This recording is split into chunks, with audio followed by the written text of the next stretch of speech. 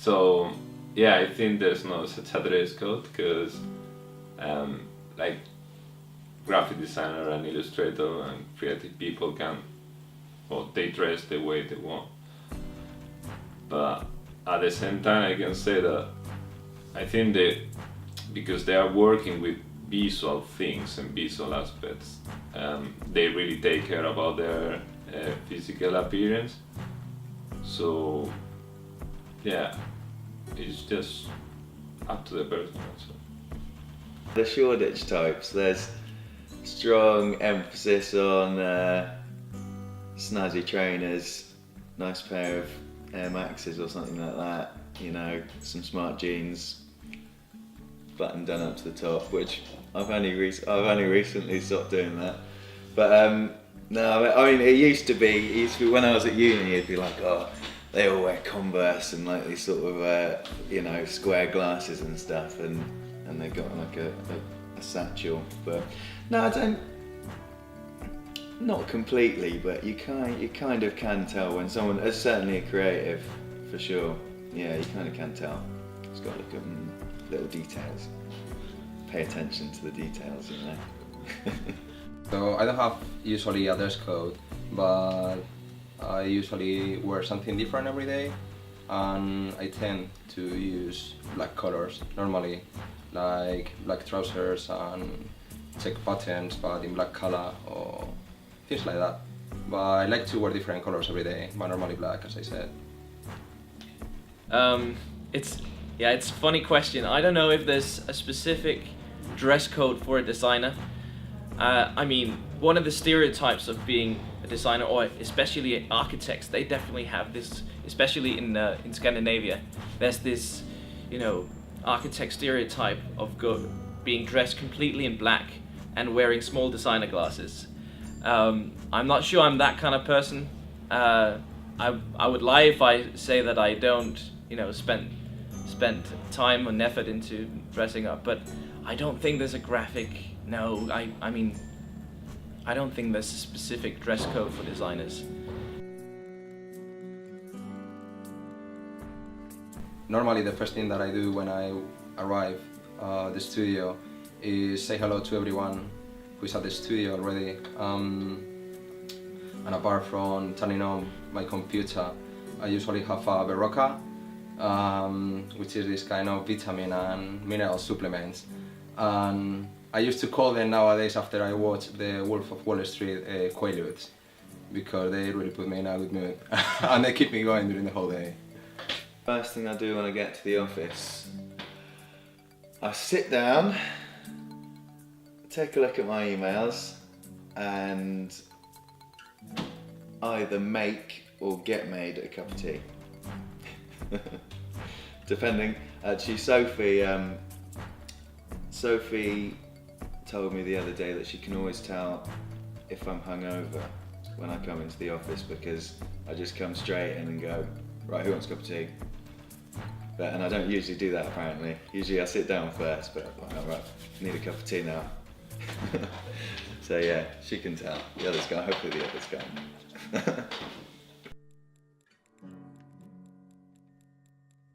It's something I have to do like every day, because otherwise you don't change your mind.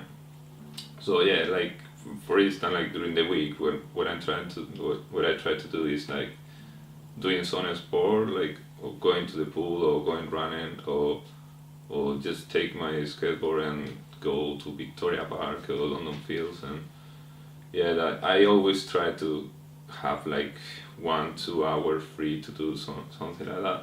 And sometimes I also catch up with some friends, so that's my way to switch off.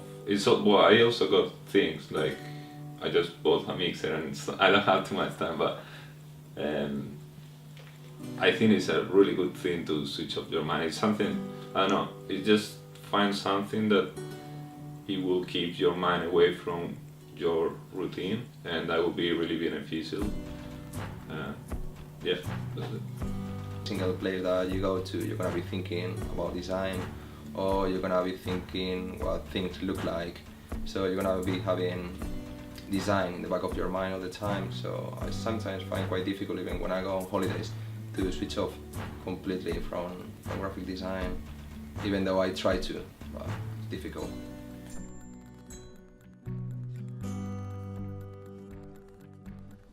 Yeah, I'm definitely not a tidy person. Well, on my desk, I've generally just, you know, I'll pretend it's all important. Yeah, I need that over there, I need that there, but it just sort of piles up around me, and I've got sort of little bits and bobs over that side, and sort of papers that I've printed out and I probably don't need anymore. I should probably put them in the shredder. I think sometimes I'm messy, sometimes I'm tidy. It really depends. I'm a bit messy until I reach the point that I cannot, like talking about my room for instance.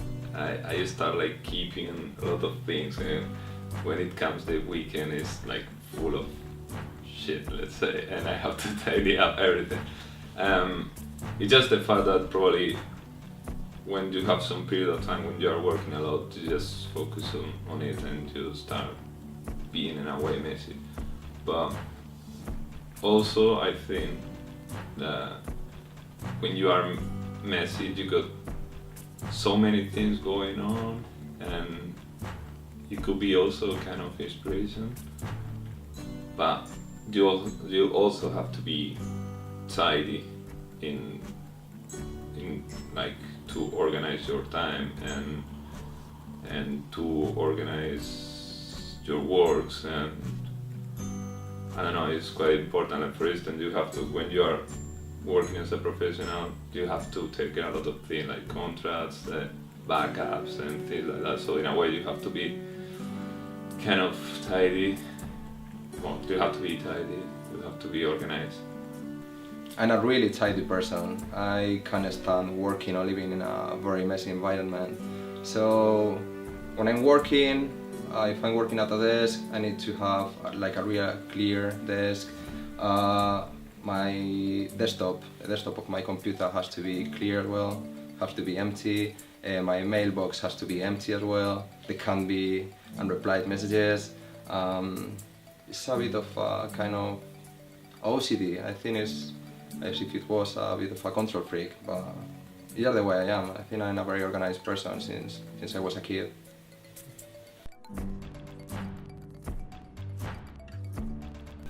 Two things when I'm at home. Hanging out my washing, it's got to be done correctly. If someone else hangs out my washing, I get home, I'm not pleased about that. And you know, I've got a certain way of doing my t-shirts so they don't get so they don't get creased, putting my socks out, you know, stretching them out, that sort of thing. So yeah, I'm a bit anal about that. And also, for some reason, I'm not sure why it is, when I eat pizza, so I slice it into 6, and I'll take a piece, and as I eat it, just subconsciously, I'll rearrange the rest of the pieces so that they're sort of evenly spaced, and I'll just keep doing it. And I don't even mean to do it, and I don't know what it is, but that's my OCD. Pizza is my OCD. It's odd. I think one of my obsession will be like always think about something I can do, because I cannot stand to be without do something. So I always try to find interesting things, even if they are not related with graphic design and illustration. I always have to do something and try to try new things. So I don't know, that could be an obsession. So I don't know if we can consider something freak, like in the Harry Potter movies, or like in Will Smith as an actor in the Fresh Prince of Bel-Air. But yeah, I suppose that's my kind of inner freak. And regarding my OCDs, I'm a very organized person, and I can't live or work in a very messy environment. So that's it.